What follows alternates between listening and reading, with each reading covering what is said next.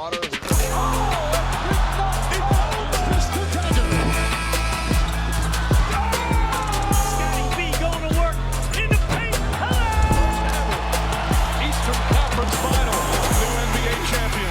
It's a team from Toronto, Canada. We, the North, are now we, the champions.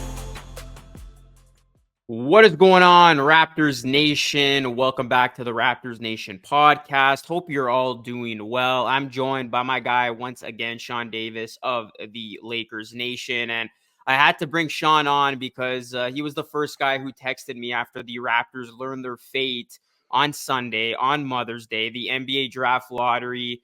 The Raptors, they lose their first round pick to the San Antonio Spurs as part of the Jakob Poeltl trade. So it has been conveyed. We're going to talk about that. And then we're going to dive into who the Raptors should draft, in our opinion, and number 19 and 31. We now know those are going to be the picks the Raptors are going to work with when the NBA draft commences on June 26th and 27th. Before we dive right into it, though, guys, do us a solid. Hit a like on the video and subscribe to the channel for more pods just like this. And also be sure to leave us a 5-star review wherever you get this podcast, Apple, iTunes, or Spotify. Sean, welcome back. How you doing? I'm doing all right. Very excited to be back on, obviously. Very empty background right now. I'm like redesigning my entire like in air quotes studio setup. So like new mic, more lighting, stuff like that. I actually still have it. It's not a Raptors jersey, but I don't care because I think it's really cool. Just got in the mail a signed Paolo Banchero jersey that's gonna get hanged up right behind me. So we're really excited about that. And excited to deck out the studio finally. Yeah, it looks like you're moving out or something, man. You got a reconstruction, a chance to just reconstruct your entire studio here. I know. So I like completely flipped my room. So like where my studio it's now on the opposite side of the same room. So it looks completely different right now. Hey, man, in the content game, you got to keep things fresh. You got to always reinvent the wheel. But a lot of great stuff you guys have been putting out. So Sean's definitely going to have a lot of content of his own. And I'm sure he's going to have a lot of draft stuff. He's been looking at this draft closely. But Sean, before we get into your thoughts on the draft and who the Raptors should pick, let's just start here. What's next for the Raptors? So, give me your initial reaction to when the Raptors lost their first round pick. And what do you think now the team should do? Because there's kind of been this narrative that's been spewed out of the Raptors possibly tanking now their upcoming season so they can get a high pick in the 2025 NBA draft. Because now the positive is they don't owe San Antonio anything. So San Antonio's out of their hair. They have their first round picks intact. But then the rebuttal to that is a healthy Barnes, Barrett, and Quickly going to be bad enough where you can fathom tanking and throwing away another season when you want to keep, Scotty Barnes even happy and you want to be competitive and try to show progress going into next season. So, kind of just take me through the top here, Sean, of what your reaction was and what do you think the Raptors should do? How should they proceed from this point on? Yeah, so my initial reaction, like honest to God, was first off, damn. That was my first reaction because it just doesn't sit right with me that you ultimately weak in air quotes bad draft class or not, weak in air quotes draft class or not, like you still traded in theory a top 6 pick essentially for Jakob Poeltl, which optically is not that great. So that is one of the first things that also popped in my head. It's like, like that. I don't feel excited about that if I'm the Raptors and if I'm Masai Ujiri, but I don't like the idea of tanking because, like you said, if you're healthy, you're going to be too good to be bad. Like, we're not talking playoff wins, series wins, anything like that, but you're going to be a playing team if you're healthy next season at the very least, right? Like, I think the 19th pick, and we'll talk about it later, I think more than likely could contribute pretty early on next season, depending on what route they go in. I just don't think that's the right move. I think at this point, honestly, if the Raptors want to tank, then they need to and I don't know how you do this, but you need to just keep trading pieces. Like, do you move RJ again this summer? So, like, and again, this is stuff that I don't think is logical. Do you trade Jakob Poeltl this summer?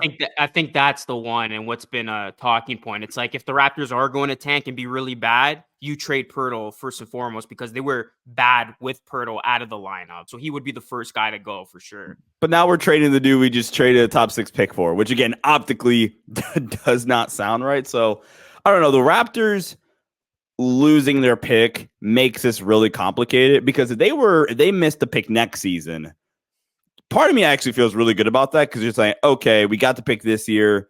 Now we can, try to ramp up, grab a piece in the top 6 that can contribute fairly early on and be really good for us.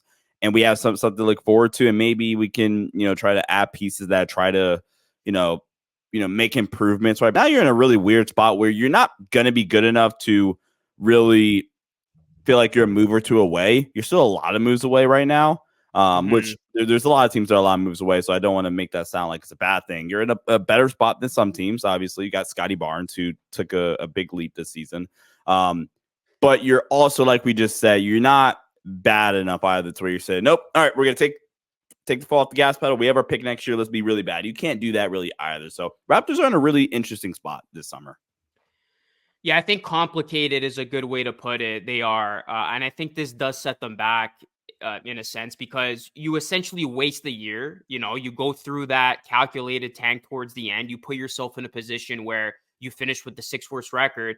And Masai Ujiri is going to say, well, it doesn't matter what happens. We're going to proceed. But it did hurt. I mean, you put yourself in that position to get a top 6 pick. And, I think all the narratives, it's a weak draft class. I think that's just, a lazy way to put it. At the end of the day, I'm tired of hearing this is a bad draft class. I am starting to get annoyed with how much that's getting talked about. I think it's honestly a lazy cop-out. It's a lazy take, and it keeps being repeated. But how I look at it is the Raptors missed out on an opportunity to add a top 6 talent that can be, a player with their current core. And, now that you don't have that pick, you can try to find a hidden gem at 19 and 31, but I think it just prolongs everything. And now you have this discussion about, how do you want to proceed? What do you want to do? And another interesting part here too is it's like, if you are going to entertain another lost season, how do you sell that to Scotty Barnes quickly? Oh yeah, not even talking about the players. Yeah, I went fan base. You're going players. So like, how do you sell that? Yeah, and that's something too. How do you sell it to the fan base that had to endure what we just witnessed of brutal basketball? You want to sell Scotty, so it's like, how bad of a look is that going to be if you're like essentially throwing away another year of just to put yourself in a position to get a good draft pick for 2025. So I think they are in a very, very just tricky situation. I mean, if you are going to tank, you're for sure trading Poeltl this summer. You're not bringing back Gary Trent Jr. You're going to trade Bruce Brown, try to get a pick, the pick that you just lost back maybe for this draft. And then you're rolling out a lineup of, Barnes, Bear, quickly. You're starting Grady Dick. And then whoever you draft at 19, we'll get to that later on. You draft the center, that's going to be your starting 5. And maybe that's where I can see the Raptors be bad. But still, if that core 3 is healthy, you look at the landscape of the East, the Hawks, I think, are going to rebuild, take a step back. The Bulls, I think, are going to blow it up. They should at least. The Nets are not going to be any good. The Pistons always suck. So it's like the Raptors at the very worst, if their core 3 is healthy, I see them as a 9 to 10 seed. I think them losing this pick, it sets them back a bit. And that's why I was frustrated when it happened the way that they did, because I was adamant on it. You said it many times too. I wanted the Raptors to keep this pick, which I think would have helped them. But now, it's going to be interesting to see which way they take here. It's like, if you're going to go for it, put the right pieces in place so you can surround the core 3 with good talent, or if you are going to tank, you're going to have to start to, look for trades for Jakob Poeltl and just continue to break this thing up. There's a lot at play here. And I mean, I think it just makes for a more compelling offseason for the Raptors. And we'll kind of get our answer based on what they do. If they try to get ready now role players to surround Barnes, Barrett, and quickly with, then you can say, okay, they're going to try to compete. They're going to see if they can push the needle, hoping guys like Barnes takes another leap in his game, Barrett quickly, and maybe they feel like, we're going to go for it. But I think it'll be telling if the Raptors trade Pirtle, if it's like, okay, like this team is probably gonna maybe throw away another year. So I don't know how that's gonna go over. 2 like blatant tanks in a row. And here's the thing: the Pistons have done that for what, like how many seasons in a row? And what do they have to And never show gotten for the it? first pick. They've never gotten the first pick for the second straight year. They've had the worst record, right? And they didn't end up with the Yeah. first pick. So I like think that's it's something crazy. like the team that has had the worst record hasn't had the first pick in like 5 years. I In think 5 that's right. years, yeah, that's Yeah. right. I saw that. Yeah. So, I mean, the draft lottery's working, I guess. Sucks, but the draft lottery's working. That's the thing. So like you can't even like fall back on the tank anymore, because what if the Raptors calculate another perfect tank, and then I know next year's draft is looking a lot more promising in terms of like if you end up falling to like, I don't know, 5, 6, 7, like the Pistons just did, and you don't get the number 1 pick, you'll still end up getting a decent player, a really Yeah. good player, I assume, for next year's draft. But it's like you can put yourself in a position for a top 3 talent, top 5 talent, and you can fall out. Just like look at the Hawks. The Hawks literally made the play in. They were going for it, and then they lucked out and got the number 1 pick. So I think it changes teams, like strategies of just relying on tanks, because you see it time and time again. It comes back and bites you in the foot. And like you look at the Raptors too, Sean. They were trying to go for the play-in. Out of that All-Star break, they were 3-0, and they were pushing for that play-in spot. And I honestly think they would have gotten that play-in spot over who is 10? Atlanta if Scotty Barnes hadn't gotten hurt. It was Atlanta in Chicago. So it's like they already kind of revealed that they were trying to go for it then. So honestly, like I just don't see the Raptors throwing away another season. I think they're going to be banking on their trio getting better and trying to, obviously add through this draft, which we're going to get to, and maybe some complementary pieces, and you could free up a little bit of cap space if you don't bring back Gary Trent Jr. and obviously Bruce Brown. So yeah, it's gonna be a fun offseason for the Raptors. Looking forward to it. All right, let's get into the draft. Let's get into the draft. This is gonna be basically content for the next few weeks leading up to the draft, or next month, really. The NBA draft 26, 27. So 41 days from now, I think. What's that? Got the days down. I think it's 41 days. Wow. So yeah, more than a month. So we're going to be going through a lot of these guys, but we're going to give you our preliminary thoughts on the draft. Number 19, the Raptors, first round pick, and then 31. So they'll essentially have the first pick of the second round, because the NBA draft is now a 2-day event. So it'll be cool. Raptors opening up day 2 with the first pick, essentially. But Sean, we'll give our top 3 for each pick. So we'll start with 19. What are some names that you're targeting for the Raptors? Let's look at try to find my board here really fast. A name that has really grown on me throughout this process, and I was able to get to some of his film earlier on today, is Carlton Carrington from Pittsburgh. I think if I'm looking at a guard for Toronto at 19, this is one that has probably the most upside out of any guard around that range. That I think any team taking him before 19 would be considered a reach. So like in terms of most likely to be there, this is a guy that has the upside. And honestly, I think can kind of fit both timelines in a way where if you wanted to win now, maybe it doesn't play right away, but I think if it's mid-season, he has a great summer league, good training camp, stuff like that, and you're able to work him in mid-season, I think he could come in and contribute for you because he's a guy that really freaking skilled and talented shot maker, especially from the perimeter. Shot 51% on non-paint 2-point attempts this season at Pittsburgh, which is obviously ridiculous efficiency. The problems with him and why obviously I'm hyping him up. Reason why he's not a top 10 prospect, the way he is probably going to be here at 20 or 19, excuse me, is because he does not get to the rim whatsoever. He has a pretty slim build, and that also impacts him defensively as well. So like he would have to put on some weight, and he just doesn't. He's not the most like quick twitch burst athleticism type guy too as well, if that makes sense.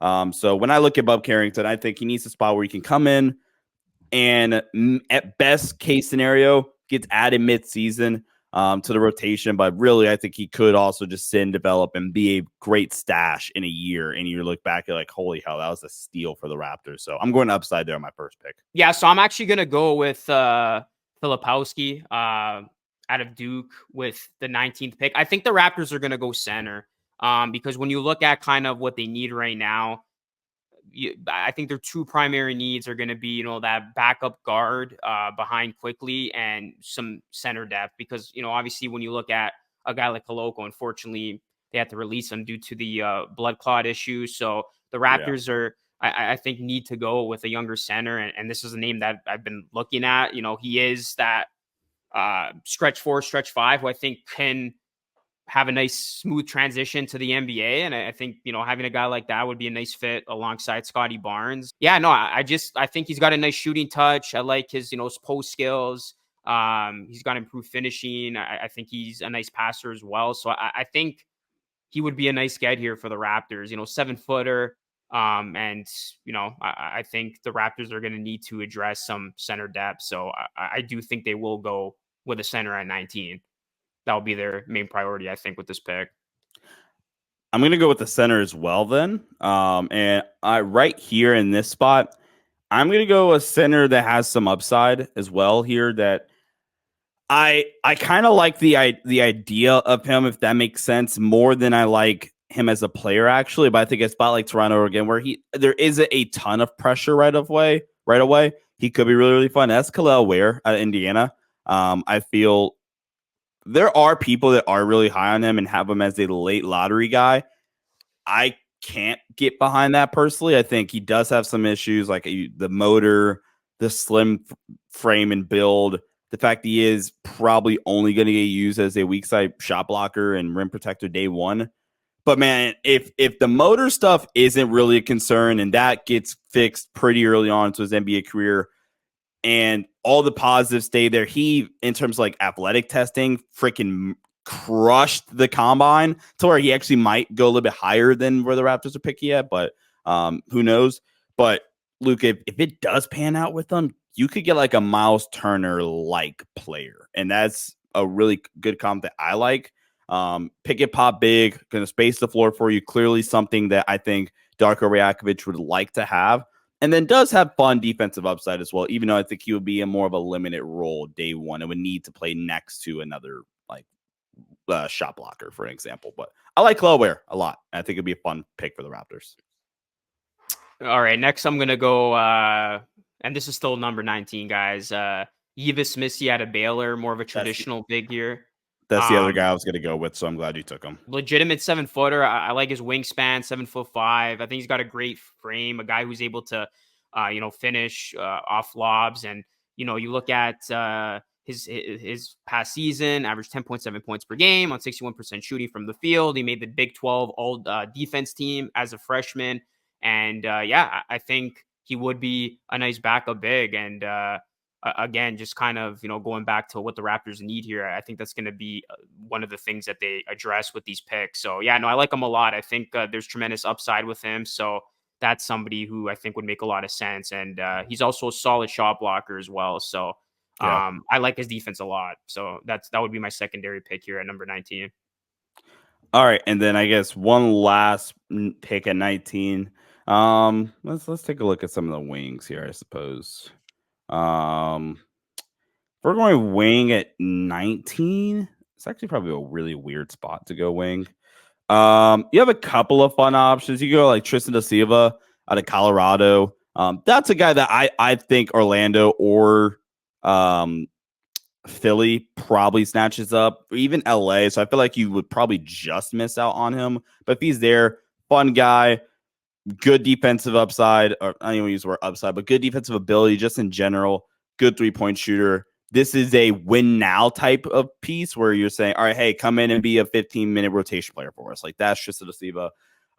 And then Keyshawn George out of Miami. Maybe this is a reach, but Keyshawn George out of Miami would be a fun player, 3-and-D prospect that was one of the lone upsides for a really bad Miami team. Got to finish my eval on him, but those are a couple players at 19 as well. All right, my last guy at 19, going to be a really big stretch. more than likely, I don't think he's going to be here, but Isaiah Collier out of USC, I like him a lot. He's just built like a tank. I think this would be a nice backup guard to quickly. He averaged 16.3 points on 46.2% shooting from the field, only 33.3% shooting from deep. But yeah, no, I like him a lot. I think he's a dynamic guard, and he would be a nice fit. So great size too, 6'5", known to be a scorer. I think you would add, some much needed scoring punch from the Raptors bench. I would be shocked if Isaiah Collier made it to 19. Yeah. Where do you have him slated? I have him currently. Where is my board? Hold on one sec. I'm not officially done with like the first version of my board. I think I have a video on my personal channel like next week, but right now he's 10 on my board. Yeah, so there you go. He's a lottery pick. He's not falling. He's 10 on my falling out of the lottery. He's 10 on my board. I think I took him. What'd you say? I said according to Sean, he's not falling out of the lottery. Yeah. Well, I mean, he could. I mean, I just think he's the 10th best player. But like, there's so many people now that I think are. So Isaiah Collier is a really weird dude. Where obviously came into the year pretty consensus top 5 pick, right? And has the injury. USC struggles. He didn't play that well, and then his draft stock plummeted. And then I think Collier comes back from the injury, plays really, really well. And I think honestly, just allowing people to sit with the thought of like Isaiah Collier as a player and look at his second half performances. I think a lot of people are raising him back up on their boards again, because like a buddy of mine, I think of in a good way from a draft perspective, has him 4th on their board. I think maybe it's 5th, but like still like top 5, dude. I've seen like a lot of top 5 to the point where I think I may be lower on Collier. But like I can't even remember who I mocked him to in my most recent mock draft, but I knew there's no shot he made it to 19. I'd be stunned. It'd be great. I hope he does for the Raptors' sake, but I just don't see it. Yeah, wishful thinking. So we'll see. We'll see what happens. Hey, last year I was hoping that Case and Wallace fell for the Lakers, even though there was no shot that was really going to happen. I still had hope. All right, 31 now. Let's go. We're gonna go with pick 31. Give you our 3 selections for that. Start us off, Sean. Number 31. Who the Raptors take? First pick of the second round. If you go big at 17, then this is a fun pick for me. It's a guard that I really, really like. I'm going to go Tyler Kolek out of Marquette. A guy that has Raptors fans are going to like this because when the Raptors experienced him, his tenure was really, really bad. But Goran Dragic, like think Heat, Suns, even Goran Dragic. And I think that could be, if it pans out for Tyler Kolek, what you get.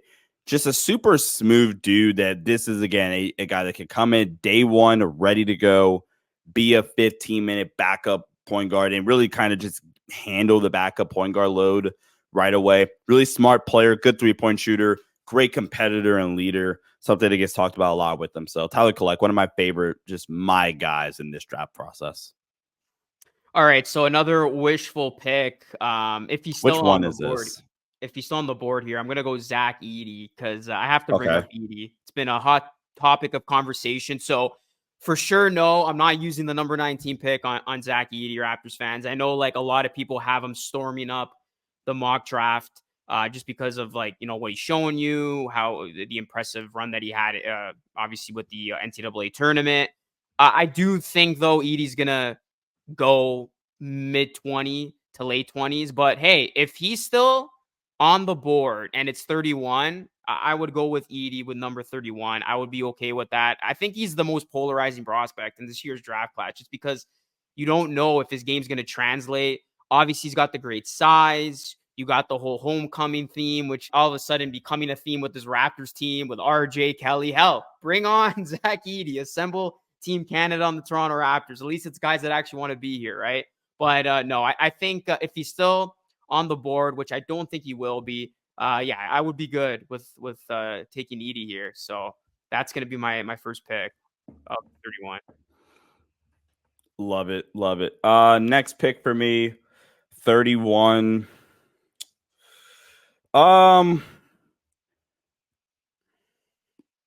This is actually kind of tough. 31.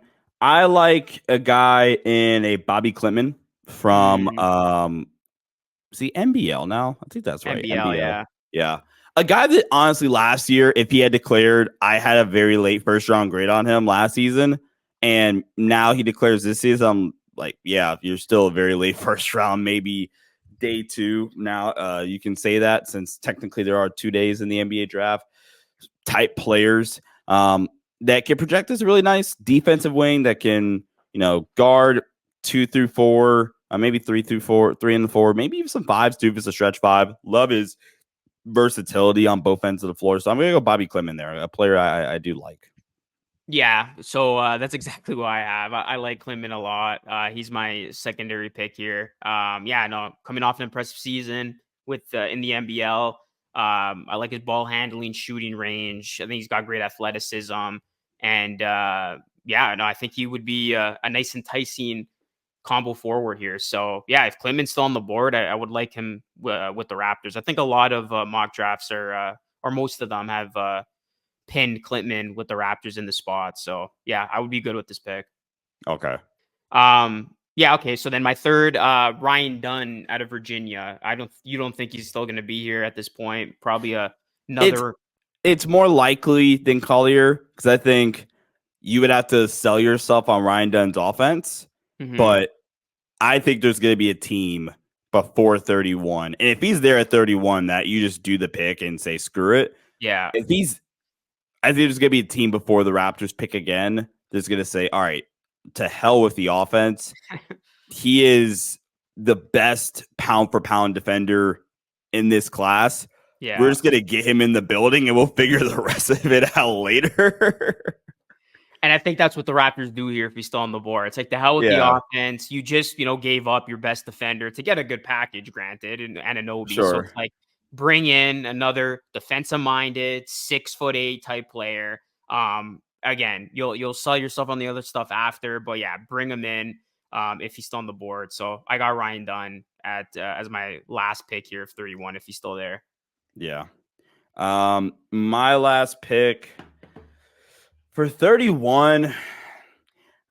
This might be a cop out, but I'm lower on Filipowski, so I'm going to go Filipowski at 31. I don't think he's there. I do think somebody takes him late. I have him around like the mid 20s range right now. Yeah.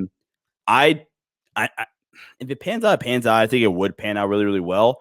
Like you said, stretch 5 that does have the shooting ability. I just don't like the defense for a guy that's kind of like a Filipowski, and I don't think he has the ability to win one-on-one scoring matchups if you have a bigger guy on him, which is more likely than not going to happen because he is 7 foot or whatever, right? So I think some of the scoring stuff is a bit overrated. I don't love the defense, so I think there's a world. I guess that's my favorite saying now. I guess there's a world where Kyle Filipowski can really slip. And I did a joint mock 2 weeks ago where Kyle Filipowski kind of just slipped to 29, and we were like to Utah, and the guy I was doing the mock draft with, he was like, I don't even like the fit here, but I guess just because you say you did it. So I don't know. Kyle Filipowski is a really interesting player, and I have some Laker fans mocking or wanting him to go at 17. I'm like, all right, no, let's back up a little bit personally. I feel like this is going to be an interesting draft just from that perspective. Like, expect the unexpected. We're like, guys are going to fall, guys are going to rise, and it really is just going to be a free for all. And I think you'll see a bunch of things change, going into it versus years past. Yeah. And it's really just more about like now more than ever who you actually prefer. Yeah. Like, and this is like the parody, and this is fun as a content creator.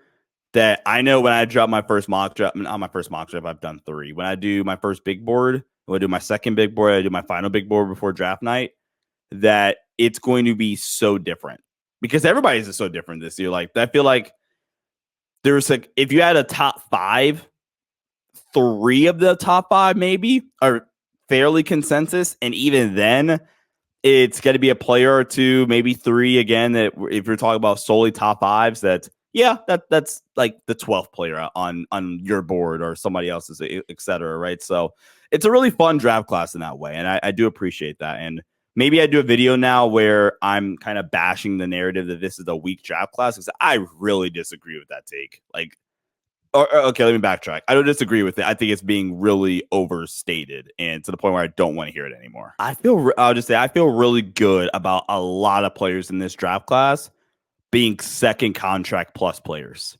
And when you're drafting, the only thing that should be in your mind outside like a development plan and stuff like that is, can we get this guy to a second contract? Yeah. Because if from a front office standpoint, we got a dude to a second contract, that's a good pick. Okay, not always the case, but you get what I'm trying to say, right? Like, we could get this dude to a second contract. All right, cool. We did our jobs to some degree, right? So I don't know, man. I think there's a lot of second contract guys in this class. That's going to conclude our little mock draft here. Just thought it'd be fun to give our 3 preliminary picks for who we think / want the Raptors to take if they're available at number 19 and number 31. Guys, let us know, who are your top targets for the Raptors at 19, at 31, and how do you think the Raptors should proceed from here going into the summer, the offseason? Sean, thank you so much for doing this. We'll definitely have you back on as we get closer to the draft. Where can people find you and your content? Yeah, you guys can follow me on X at Sean_DAVI, and then go check out the Sports Headline Show. I do a bunch of draft content there. I've done 3 mock drafts on the channel, done some positional rankings. Like, I ranked the top 10 guards in the class. Bub Carrington was not on the list. Granted, in my defense, that was before like Bub really declared, so a little tough on my part there. But go check it out. A bunch of great stuff over there. And Sean's going to drop a rant about why this draft class is being disrespected too much. Yeah, because it's insane. That's your assignment, Sean. I'll make sure it's done before I come back on. All right, guys. Thank you so much. As always, your support is greatly appreciated. Drop a like, subscribe, rate this podcast wherever you get your podcast on the way out. That is it for me. It's Luca signing off. Thanks so much for watching. Until next time, stay safe.